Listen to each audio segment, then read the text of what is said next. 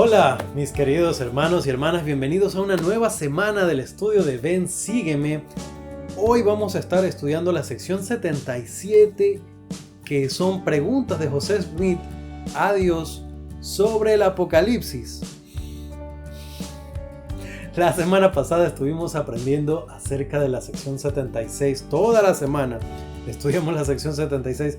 Ya sé que el video se hizo bien largo, lo siento mucho para los que se les hizo difícil.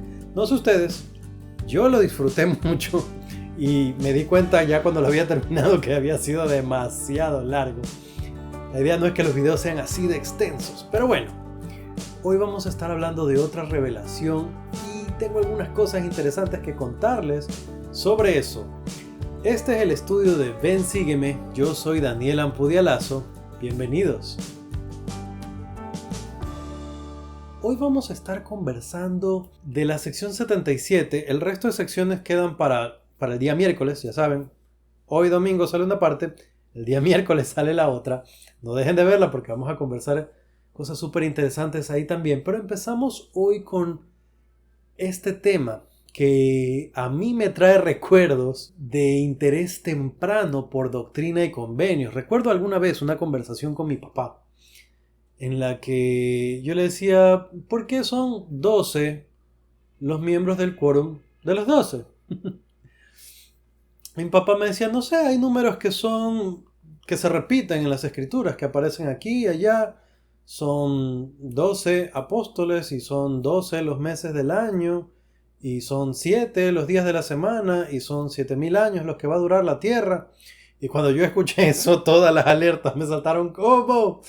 ¿Dónde está eso? Yo quiero saber eso. Tenía yo, qué sé yo, 12, 13 años, no estoy seguro. Pero me interesé muchísimo por saber más. Y recuerdo que mi papá me llevó a Doctrina y Convenios. Me dijo, aquí está, lee.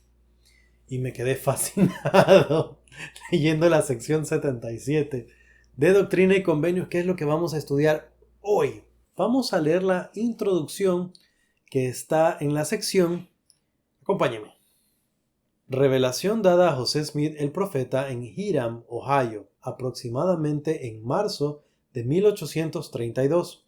En la historia de José Smith se indica, en relación con la traducción de las escrituras, recibí la siguiente explicación del Apocalipsis o la revelación de San Juan. 1 al 4. Los animales tienen espíritu y morarán en felicidad eterna.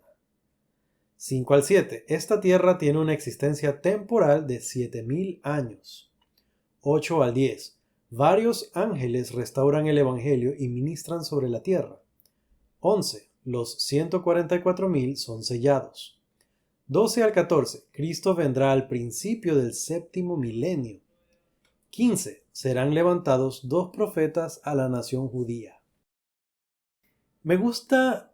Dentro de las introducciones de Doctrina y Convenios tenemos este parámetro, esta primera parte que nos habla un poco del contexto, de cómo fue, cómo se dio, etc.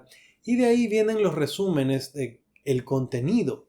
Me gusta cómo resume el contenido esta sección porque nos da luz adicional. Voy a pedir disculpas desde ahora. Tal vez estornude en algún momento porque andaba medio con alergia hace un momento. Lo siento. Pero vamos a entrar en materia entonces y vamos directo al versículo 1, que es el mar de vidrio del que habla Juan en el capítulo 4, versículo 6 del Apocalipsis. Respuesta: es la tierra en su estado santificado, inmortal y eterno. Todos estos versículos tienen este formato: pregunta, que son las palabras de José, y respuesta, la revelación que le da el Señor. Entonces aquí José pregunta qué es este mar de vidrio del que se habla en el Apocalipsis. Para recordar brevemente, bueno, ¿y qué es ese mar de vidrio? Bueno, se ha prometido que la tierra sería glorificada y que sería un mar de cristal y que nosotros sería como un gran Urim y Tumim, y cuando nosotros veamos en ella, en la tierra, en este mar de cristal, todas las cosas estarían presentes para la gloria de Dios, pasadas, presentes y futuras. Ese es mi emoji favorito, por cierto. ¿Qué es este mar del que se habla en el Apocalipsis? El Señor dice es la misma tierra en su estado santificado, inmortal y eterno. Yo les mencioné estas otras escrituras, parafraseando un poco, que hablan acerca de qué significa esta condición. Y a mí me pone mucho a pensar, aquí ya no vamos a hablar en este versículo, no vamos a estar conversando mucho de la aplicación personal, sino aquí son las ideas de Daniel Ampudia que podrían ser correctas o no, pero son las cosas que yo he estudiado y aprendido y cómo yo interpreto algunas de estas cosas. A mí me emociona mucho este versículo porque me hace pensar en lo que aprendí en el colegio acerca de astrofísica y acerca de la luz. La luz, cuando la estudiamos en astrofísica, tiene cosas interesantes, como que decimos que nosotros no podemos acercarnos a la velocidad de la luz porque cuando algo se acerca a la velocidad de la luz se transforma en luz. También que estas propuestas de Einstein y muchos otros astrofísicos desarrollaron es que la velocidad, la luz en sí y la velocidad de la luz es una cosa tan loca que se distorsiona el tiempo y el espacio. Y si bien estos son teoremas y cosas que podemos darle mucha vuelta y estudiar y hablar bastante, pero no lo voy a hacer ahora, es interesante pensar que estos fenómenos extraños que son propuestas en cuanto a qué pasa a la velocidad de la luz o qué pasa con la luz y cómo se transforma el tiempo alrededor de ella. Y en este versículo estamos leyendo que pasado, presente y futuro están presentes para la gloria de Dios. Perdón, no en este versículo, sino en otros que hablan acerca de la tierra ya celestializada como un mar de cristal, de luz. Me emociona solo la idea de pensar cómo sería la tierra si nuestro Dios es llamas refulgentes. Y cuando se habla del trono de Dios, y vamos a volver a estudiar esto cuando veamos las revelaciones que están en la sección, creo que 136, no recuerdo. Pero vamos a volver a hablar cuando hablemos de cómo es el trono de Dios. Así que vamos a dejar el resto de esa conversación para creo que el final del año, cuando empecemos a estudiar esas partes. Versículo 2. ¿Qué hemos de entender por los 4 seres vivientes de los que habla el mismo versículo? Respuesta. Son expresiones metafóricas que usa Juan el Revelador para describir los cielos, el paraíso de Dios, la felicidad del hombre y la de los animales y de lo que se arrastra y de las aves del cielo, siendo lo espiritual a semejanza de lo temporal y lo temporal a semejanza de lo espiritual. El espíritu del hombre a semejanza de su persona, como también el espíritu de los animales y toda otra criatura que Dios ha creado. José pregunta por 4 seres vivientes que se describen en el Apocalipsis y aquí el Señor cuando responde dice cuáles son estos 4 grupos o cosas a las que se refiere. Son expresiones metafóricas de Juan para describir el cielo, el paraíso de Dios, la felicidad del hombre, de los animales, de lo que se arrastra, etc. Y hace esta comparación que lo espiritual es a semejanza de lo temporal. Yo no sé qué tanto significado tiene esto de que si nuestro espíritu es igualito a cómo nos vemos nosotros ahora y qué significa eso y todo eso. Sinceramente, de estos misterios que no me han sido revelados plenamente me voy a refrenar, pero me hace pensar cuando se establece esta semejanza. Cuando nosotros vivíamos allá, vivíamos como una gran familia. Acá se nos envía a vivir como familias. Allá tuvimos que tener fe en que Cristo haría algo. Y nosotros acá tenemos que tener fe en que Jesucristo hizo algo. Entonces hay constantemente estos parámetros de los que nos podemos valer para entender que todo este tiempo hemos vivido por fe, no solo en esta vida, sino antes. Continuemos. ¿Están limitados a los 4 seres vivientes, a animales particulares o representan clases u órdenes? Respuesta. Están limitados a 4 animales particulares mostrados a Juan para representar la gloria de las clases de seres en su orden o esfera de creación decretados en cuanto al gozo de su felicidad eterna. Ok, cuando yo era muchacho y leía esto me quedaba así como, José está preguntando si son 4 animales específicos o son clases u órdenes. Y el Señor le dice son 4 animales específicos y son clases u órdenes. Eh, Muchacho, ya les dije. La respuesta es que son específicamente 4 animales que representan a su vez clases y representan la gloria de esos seres, de estas clasificaciones. Y como lo leímos en la introducción, nosotros vamos a tener gozo y los animales también van a resucitar y tener gozo. Yo era feliz cuando leía eso porque me hacía pensar en una gatita que yo tuve cuando tenía 11, 12 años más o menos y que obviamente la perdí, falleció. Me hacía tan feliz pensar que yo iba a tener otra vez a mi gatita y que la iba a poder tomar, acariciar, pensar que así como extrañamos a personas, de pronto también hay una mascota por ahí, algún animal a quien extrañamos y sabemos que esto nos da esperanza para soñar que algún día podríamos no solo recuperar a nuestra familia, sino también a nuestras mascotas. Ahora, esto me hace pensar en otra cosa también. No deberíamos ser excesivamente crueles, no deberíamos ser crueles, de hecho, con nuestros animales o con otros animales, porque son parte de la creación, y no solo que son parte de la creación, sino que Dios tiene un propósito para ellos y eventualmente también van a participar de gozo con nosotros. Si yo soy el tipo de persona que no me gustan los animales, así como cuando hablamos de los niños hace algunas semanas, tal vez hay algo que espiritualmente no está todavía del todo bien. Yo entiendo que tenemos preferencias. A algunos les gustan los perros, a algunos les gustan los gatos. Como se podrán dar cuenta, equipo gatos. Y tal vez en algún video por ahí habrán escuchado un miau. Versículo 4. Seguimos. Pregunta: ¿qué hemos de entender por los ojos y las alas que tenían los seres vivientes? Respuesta: sus ojos son una representación de luz y conocimiento, es decir, están llenos de conocimiento y sus alas representan el poder para moverse, para obrar, etc. Este tipo de versículos son los que más me gustan. Les dije que íbamos a hablar del conocimiento más adelante. Cuando leemos el Apocalipsis y leemos todas estas cosas bastante, no sé, extrafalarias tal vez, ¿cómo las vemos la primera vez que lo leemos así?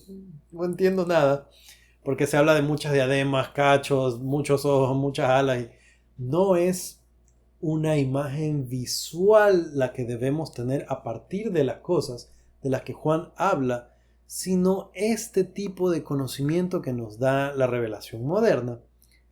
Este tipo de discernimiento, ok, no son realmente un montón de alas, no tenemos que imaginarnos un animal con muchos cachos, muchas diademas, muchos ojos, muchas alas, pero entendiendo qué representan podemos empezar a entender mejor la metáfora. Ahora, un montón de ojos, muchos ojos. Sus ojos son una representación de luz. Y hay otros versículos de las Escrituras que han hablado de la relación entre el ojo y la luz. Si tu ojo es puro, todo tu ser se va a iluminar. Si nuestros ojos son puros. Tener muchos ojos, o en otras palabras, tener mucha apertura a la luz, nos va a llenar de conocimiento. Tener muchos ojos es tener mucha luz, tener mucho conocimiento. Dice, es decir, están llenos de conocimiento. Y sus alas representan poder para moverse y para obrar.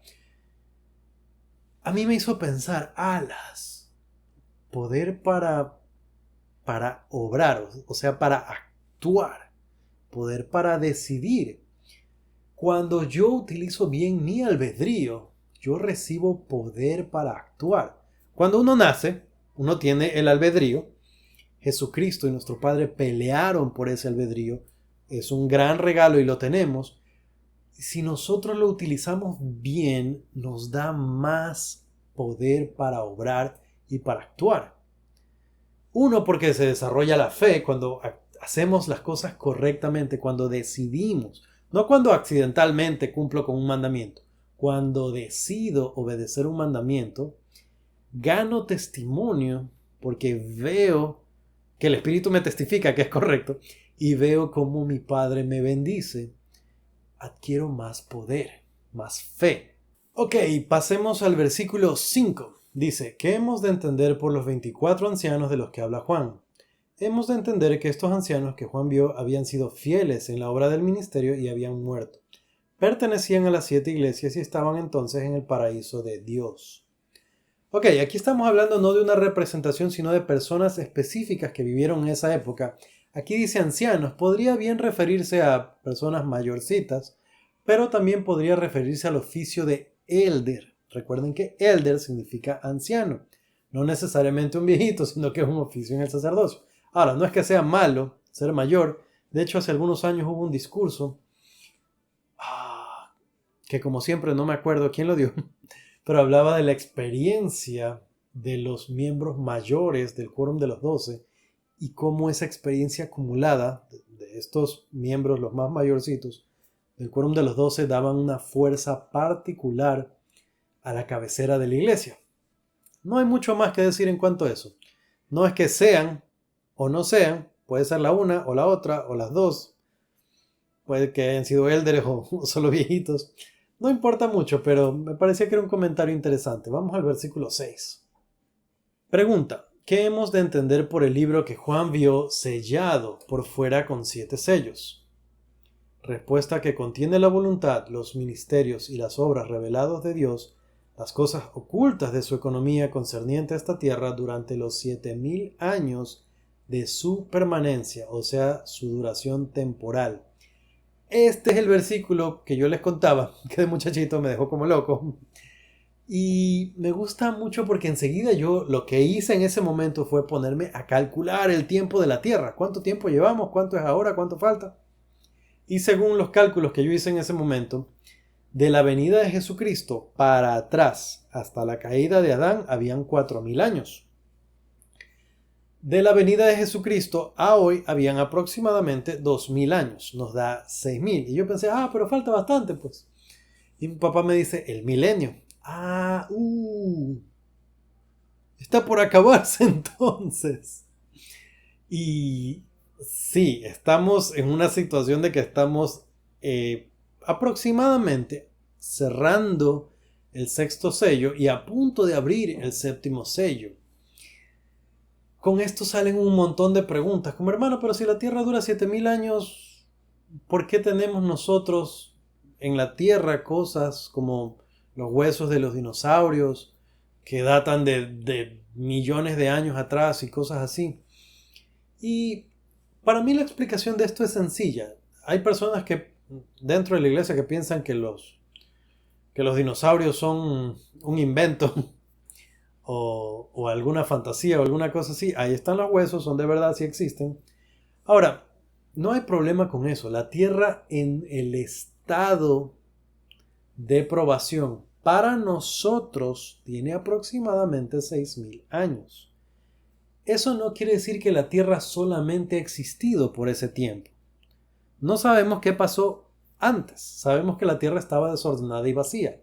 Pero no sabemos por qué estaba desordenada y vacía. No sabemos si aquí ya existieron culturas que fueron destruidas por completo y ahora nosotros tenemos la promesa de que la Tierra va a ser celestializada.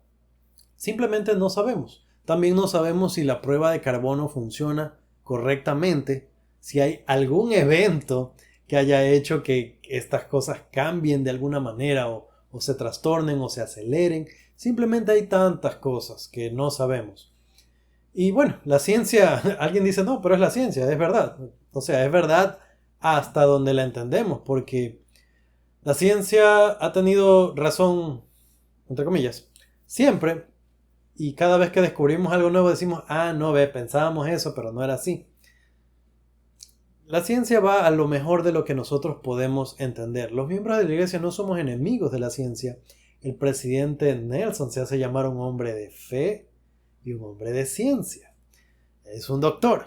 Entonces, no es que la descartamos, no es que estamos en contra de la ciencia en lo absoluto. Podemos ser muy fanáticos, como yo les dije.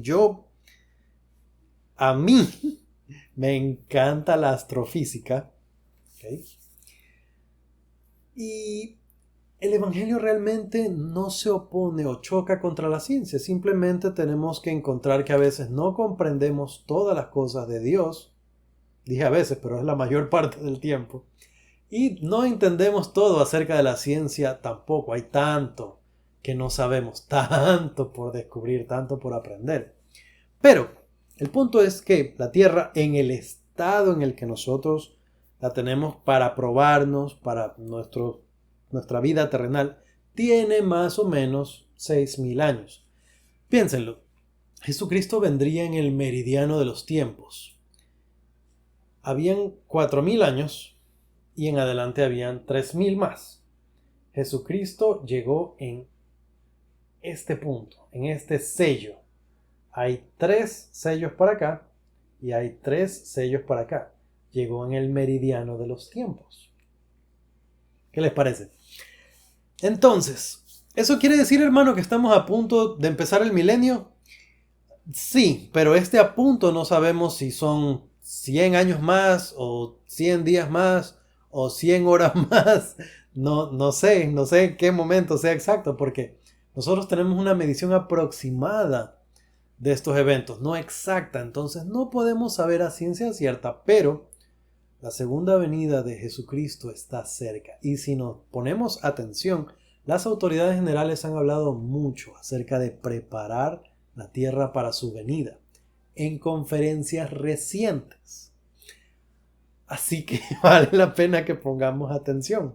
No sé ustedes, pero yo me emociono cuando pienso que su venida está cerca.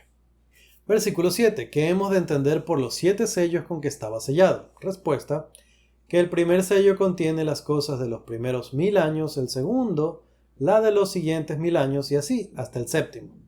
Eso creo que es parte de lo que ya conversamos. Versículo 8. ¿Qué hemos de entender por los 4 ángeles de los que se habla en el capítulo 7, versículo 1 del Apocalipsis? Respuesta: que son 4 ángeles enviados de Dios a quienes es dado poder sobre las 4 partes de la tierra, para salvar la vida y para destruir. Son los que tienen el Evangelio eterno para darlo a toda nación, tribu, lengua y pueblo, y tienen el poder de cerrar los cielos, de sellar para vida o de echar abajo las regiones de las tinieblas. Cuando leo este versículo me da mucha emoción de pensar que uno de esos ángeles era Moroni. Vi volar por en medio del cielo a otro ángel con el Evangelio sempiterno para predicarlo a las naciones. Moroni, entregándole la plenitud del Evangelio a José y enseñándole y capacitándolo y preparándolo para la restauración. Y hubieron otros ángeles, pero yo tengo una relación especial con Moroni. Somos panas, me cae súper bien. Y lo hablamos bastante al principio de los estudios de Doctrina y Convenios, esta relación que él tenía con José, de maestro a pupilo, de enseñarle lo valiosas y preciosas que eran las planchas y que las cuide. Pensar cómo él las cuidó con su vida y que se profetiza de él en Apocalipsis, en Doctrina y Convenios. Moroni es el éxito. Ahora, versículo 9. ¿Qué hemos de entender por el ángel que asciende del oriente? Versículo 2, capítulo 7 del Apocalipsis. Respuesta: que el ángel que asciende del oriente es aquel a quien es dado el sello del Dios viviente sobre las 12 tribus de Israel. Por consiguiente, clama a los 4 ángeles que tienen el Evangelio eterno diciendo: no hagáis daño a la tierra, ni al mar, ni a los árboles, hasta que hayamos sellado en sus frentes al siervo de nuestro Dios, y si queréis recibirlo, este es Elías, que habría de venir a congregar a las tribus de Israel y restaurar todas las cosas. Muy bien, este es Elías. Ahí es donde yo me enredo, porque Elías significa muchas cosas, ¿ok?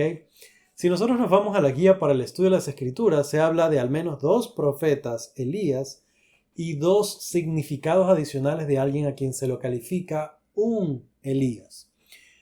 Un Elías puede ser un precursor, como Juan, por ejemplo, que vino antes de Jesucristo para preparar el camino. A él se lo llama que un Elías o un precursor. También a uno que restaura. Yo no podría decirles exactamente cuál es el Elías del que se habla aquí, pero como hacia el final dice que va a venir para congregar a Israel y para restaurar todas las cosas, pienso incluso que necesariamente no se refiere a un ángel, sino a varios que vinieron: Pedro, Santiago, Juan el Bautista, Moroni, varios ángeles que vinieron para la restauración de la verdad, varios que le entregaron llaves a José. Elías el profeta también vino a entregar llaves a José. Entonces yo siempre me pierdo en cuál exactamente es cuál y todo eso, pero sabemos que como parte de la restauración muchísimas personas con autoridad, con llaves, vinieron. Este versículo me hizo pensar también en el espíritu de Elías. Dice: y si queréis recibirlo, este es Elías, y que nos iba a congregar. Ciertamente el espíritu de Elías nos ayuda a congregarnos a nosotros con nuestras generaciones pasadas también. Así que no es una idea muy loca. Continuemos.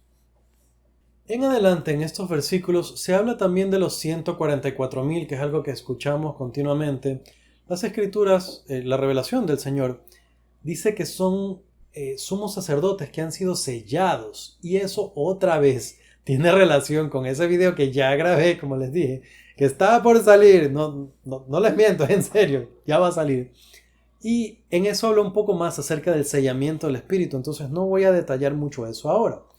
Más adelante se habla también acerca de las trompetas que dan el cumplimiento de cosas, y de eso no voy a referirme mucho, pero vamos al versículo 14, ahí hay algo que les quiero conversar.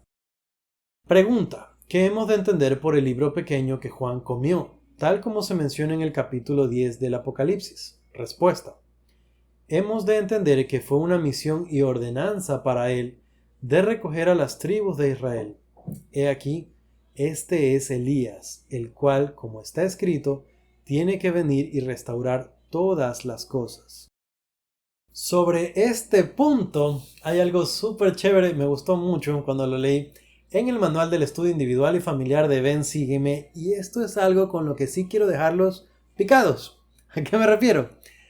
Hay una actividad relacionada con este versículo que está en ese manual, que es para hacerlo con la familia, y me gusta bastante. No les voy a decir qué es porque me encanta la idea de pensar que ustedes leen estos manuales también con su familia y que los hacen en casa. Pero solo les voy a decir que es interesante la relación de comer y por qué habla de comer, y luego lo enlaza con una misión que tenía el profeta y con el evangelio. Vayan al manual de estudio individual y familiar, vean qué es este tesoro y jueguen en casa con su familia con esto. Está súper chévere, no dejen de leerlo. 15. Pregunta: ¿qué se da a entender por los dos testigos en el capítulo 11 del Apocalipsis? Respuesta: son dos profetas que les serán levantados a la nación judía en los postreros días, en la época de la restauración, para profetizar a los judíos, después que éstos se hayan congregado y hayan edificado la ciudad de Jerusalén en la tierra de sus padres. Este tipo de versículos son los que a mí me ponen la mente a mover y a trabajar. Yo no sé, habla de dos testigos, pueden ser miembros del quórum de los 12, podrían ser de los quórumes de los 70, tienen autoridad, son profetas, profetas, videntes y reveladores son solamente los 15 de la primera presidencia y el quórum de los 12. Pero yo he llegado a pensar que tal vez se refiere también a miembros de los 70, porque hay algunos que son muy especiales. Ahora, podría ser que ya haya asignados miembros de los quórumes de los 70 a la nación de Israel. Aquí dice cuando los judíos se hayan edificado la ciudad de Jerusalén. Ya tienen un estado, ya viven allá, ya están en Jerusalén, ya no están dispersos. Si en algún momento nosotros vemos que se asignan miembros del quórum de los 12 directamente para ir a trabajar allá, No sé ustedes, pero yo pensaría enseguida, ahora sí ya viene la segunda venida. Otra vez, con emoción. Hay muchas cosas duras, tristes, aún feas, que van a pasar previo a la segunda venida. Pero todas estas cosas, cuando hablamos del Evangelio y pensar en el cumplimiento de estas cosas, yo no sé ustedes, yo me lleno de emoción. Me encanta pensar en ello. Muy bien, mis queridos hermanos y hermanas, si llegaron hasta aquí, muchísimas gracias, like de mí para ustedes. Y si el video les gustó, por favor, like de ustedes para mí, gracias. Mis hermanos y yo hacemos mucho esfuerzo para entregarles esto, lo hacemos con cariño, lo hacemos con buen corazón. Estamos agradecidos por lo que ustedes hacen por nosotros. Si los videos les gustan, si piensan que son buenos, pueden compartirlo con alguien más. Mis hermanos y yo les estamos eternamente agradecidos. Conmigo será hasta la próxima. Chao.